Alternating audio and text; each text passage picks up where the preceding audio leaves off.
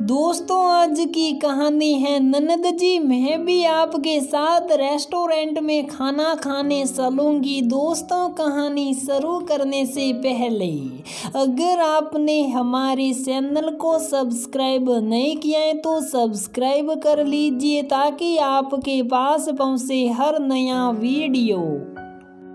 सीमा ने आकर के बैग रखा ही था कि माजी बोल उठी, इतनी देर कहाँ लगा दी, पता है ना समीर की तबीयत खराब रहती है और तुम हो कि दिन पर दिन आजाद होती जा रही हो।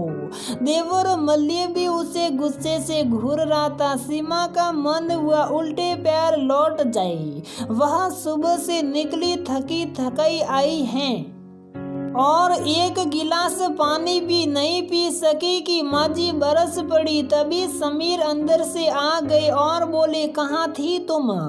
मैं इतनी देर से भूखा हूँ। बाकी सब अपने अपने काम में लग गई और सीमा बिना कपड़े बदले रसोई में चली गई। जल्दी से समीर के लिए हलवा बनाया। सिर दर्द से फटा जा रहा था इसलिए हलवा उन्हें देकर अपने लिए चाय बनाई। पीने बैठी ही थी कि समीर ने 2 चम्मच हलवा खाकर प्लेट जमीन पर फेंक दी।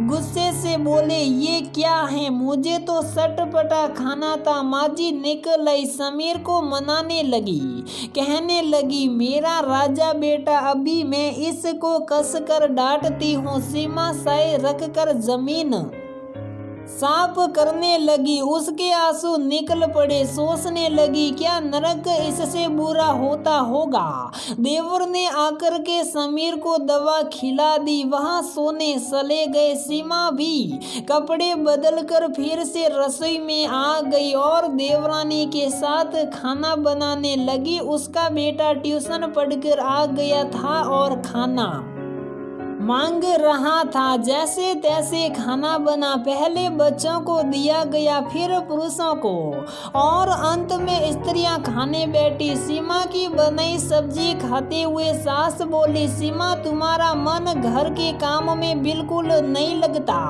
अच्छी खासी सब्जी बिगाड़ दी, कोई स्वाद ही नहीं है। देवरानी हंसी दबाती बोली, माजी आप मेरी बनाई सब्जी खाइए, आपको जरूर पसंद आएगी। सीमा ने खाना खाया नहीं जा रहा था। जैसे तैसे खाया और काम खत्म करके अपने कमरे में आ गई। सिंटू बेटा पढ़ रहा था। सीमा को देखते ही बोला, मम्मी क्या तुम कभी मेरी पेरेंट टीचर मीटिंग में नहीं आओगी? दादी से कहा तो बोली, पापा को ले जाओ। पापा को ले जाकर क्या मैं अपना मजाक उड़वाता? वहाँ क्या बताती कि उसे ऑफिस से छुट्टी ही नहीं मिली। सीमा ने बिना कुछ बोले उसे गले से लगाकर आंखें बंद कर ली। वह भी कुछ सहम गया। बोली, सॉरी मम्मी, आप बुरा मत मानो, थक गई हो, आओ लेट जाओ। सुबह अब तक सुना पहला सहानुभूति का वाक्य था। सीमा उससे चिपक कर लेट गई और थोड़ी देर में माँ बेटे सो गए।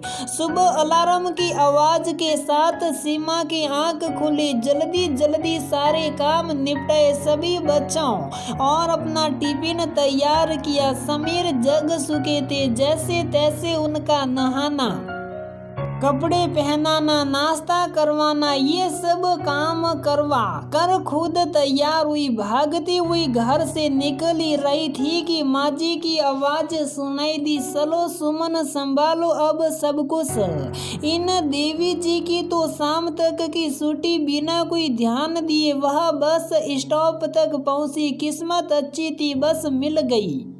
ऑफिस पहुंचते ही काम में लग गई। लंच टाइम हुआ तब उसका सादा टिफिन देखकर उमा ने उसके सामने अपने टिफिन के छोले भटूरे रख दिए। सीमा बोली, नहीं नहीं तुम खाओ, मैं लाई हूँ टिफिन। उमा बोली, मैं जानती हूँ, लगातार कई दिनों से तुम ऐसा ही टिफिन खा रही हो, कभी तो स्वाद बदल कर खा लो। सीमा ने बात नहीं बढ़ाई, चुप साप खा लिया। सच ही तो कह रही थी हुमा, वह तो अच्छा स्वाद भूल ही चुकी थी। मन ही मन दुखी होकर सोचने लगी, मैंने कौन से पाप किए थे जो ईश्वर ने मुझे ऐसा जीवन दिया। अर्थ विक्षिप्त पति जो कमा नहीं सकता वह कमाती है पर घर से अलग नहीं रह सकती, क्योंकि उसके आने के बाद पति की देखभाल कौन करेगा। मायके वालों ने तो धनी परिवार देखकर शादी कर दी, ज्यादा खोजबीन भी नहीं करी। फिर शादी के दौरान समीर ने पागलपन दिखाया भी तो नहीं था। बाद में जब उन्हें दौरा पड़ा और सीमा को असलियत पता चली तो मायके वालों ने साथ ना देकर कह दिया, जो तुम्हारी तकदीर में था वह तो तुम्हें झेलना पड़ेगा, और कोई सहारा नहीं दिया। जब तक वह कुछ समझ पाती सिंटू पेट में आ गया। सिंटू के जन्म के बाद जब आवश्यकताएं बढ़ी तब उसने नौकरी की अनुमति मांगी। घर वालों ने ये सोच कर दे दी कि कम से कम अपना खर्चा तो उठा ही लेगी। समीर का मानसिक संतुलन खराब था, वह नौकरी नहीं कर सकते थे और बिजनेस भी नहीं संभाल सकते थे। जब उन्हें दौरा पड़ता था तब उन्हें संभालना मुश्किल हो जाता था। माजी समीर को बहुत प्यार करती थी, लेकिन उनके लिए करना कुछ नहीं चाहती थी। उसकी जिम्मेदारी तो सीमा पर ही थी, वह उनकी पत्नी जो थी। सीमा, समीर और सिंटू घर में रहते थे, भोजन करते थे, यही तक उनका पारिवारिक संपत्ति में हिस्सा था। समीर की दवाइयाँ, सिंटू की फीस, तीनों के कपड़े, ये सब सीमा को ही करना पड़ता था। देवर बिजनेस संभालते थे, इसलिए देवरानी घर में रानी बनकर रहती थी। सीमा घर और बाहर दोनों जगह पीस रही थी। ननद बच्चों की छुट्टी होने पर उन्हें लेकर मायके आ गई। सब बहुत खुश थे। शाम को किसी रेस्टोरेंट में खाना खाने का प्रोग्राम बना। सीमा को भी लगा कि चलो कुछ बदलाव अच्छा है। तभी माजी उसके पास आई और कहने लगी, बहू देखो, अगर समीर भीड़ भाड़ में गया और उसे दौरा पड़ गया तो मुसीबत हो जाएगी। ऐसा करो, तुम उसके साथ घर में ही रहो, हम तुम्हारा खाना पैक करवा लाएंगे। सीमा मन ही मन उबल पड़ी। मन वह कहे, मैं ही क्यों, आप क्यों नहीं पैदा तो आपने ही किया है। माँ होकर आप जरा सा प्यार नहीं कर सकती, पर मन मार कर चुप रही। सिंटू भी जाने से मना करने लगा, पर सीमा ने अपनी कसम देकर उसे भेज दिया। कब वे आते, कब खाना आता, इसलिए सीमा ने दोनों के लिए कुछ बना लिया और समीर को खिलाकर खुद भी खा लिया। जब वे आए बहुत रात हो चुकी थी। पैक किया खाना जब सीमा को पकड़ाया तो उसने कहा, हम खा चुके हैं। देवरानी के बच्चे खुशी से बोले, तब तो थोड़ी देर में हम खा लेंगे। बिना कुछ कहे सीमा अपने कमरे में आ गई। ये कोई पहली बार नहीं था। पागल तो समीर था, पर दंड सीमा भुगत रही थी। वह जानती थी उसका एक परिचय पागल की पत्नी भी है। रिश्तेदारियों, उत्सव, मनोरंजन की जगह सीमा नहीं जा पाती थी, क्योंकि घर पर रहकर समीर की देखभाल करनी पड़ती थी। यदि समीर को ले जाते तो सबकी नाक कट सकती थी। समीर तो पागलपन में भी इतना समझ आ गया था कि माजी सीमा का सम्मान नहीं करती, इसलिए उसे भी सम्मान नहीं करना चाहिए। वह भी जब तब सबके सामने सीमा पर चिल्लाता रहता था। सीमा सबकी आंखों में अपने लिए उपहास का भाव ही देखती थी। कभी कभी सीमा को लगता विक्षिप्त समीर नहीं, वह खुद है माजी। ये जब तब देवर पर कितनी जिम्मेदारियां हैं ये बताने बैठ जाती। कुल मिलाकर सीमा कहीं से भी अपनापन ना पाती। मायके जाना तो उसने खुद ही छोड़ दिया था। जब उसे कुएं में धकेलकर मायके वालों ने निकालने का प्रयास नहीं किया तब उनसे संबंध रखने का क्या लाभ। जो कुछ उसके पास आशा की किरण थी वह थी सिंटू का भविष्य। सिंटू के भविष्य में सीमा अपना भविष्य भी तलाश रही थी। सिंटू ने 12वीं की परीक्षा अच्छे अंकों से पास कर ली थी। उसने PCM ले रखा था। उसका इरादा इंजीनियर बनने का था। सीमा खुश थी कि अब शायद उसकी नाव किनारे लग जाए, बेटा इंजीनियर बन जाए। शाम को जब वह घर लौटी घर में जोरदार बहस छिड़ी थी। सब सिंटू को समझा रहे थे कि पढ़ाई छोड़कर दुकान पर बैठना शुरू कर दे।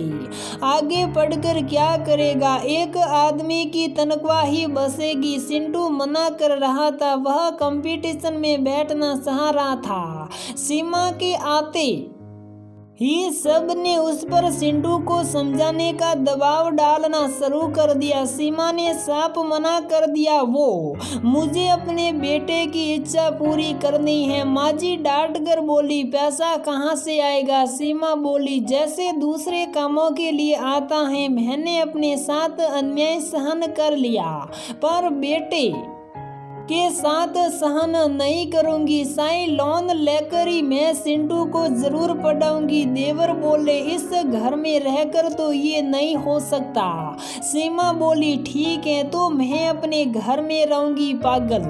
समीर सीमा पर चिल्लाते हुए बोले, चुप रहो, ये मेरी माँ और भाई है। मैं अभी तुम्हें सबक सिखाता हूँ, तुम इन पर चिल्ला रही हो। सीमा के तन बदन में आग लग गई। सिंटू को अपनी तरफ खींचकर तन कर खड़ी होकर के वह बोली, तुम्हारी माँ है तो रहो इनके साथ।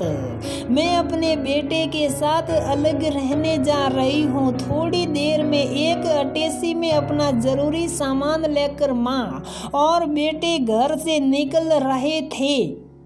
माँ जी और पूरा परिवार भौचक्का होकर देख रहा था। इसकी तो उन्हें उम्मीद ही नहीं थी। वह सोच ही नहीं सकते थे कि सीमा समस्या का ऐसा भी समाधान कर सकती है। तो दोस्तों, हमारी ये कहानी यहीं पर समाप्त होती है। अगर आपको हमारी ये कहानी पसंद आती है तो वीडियो को लाइक करें, शेयर करें और हमारे चैनल को सब्सक्राइब जरूर करें।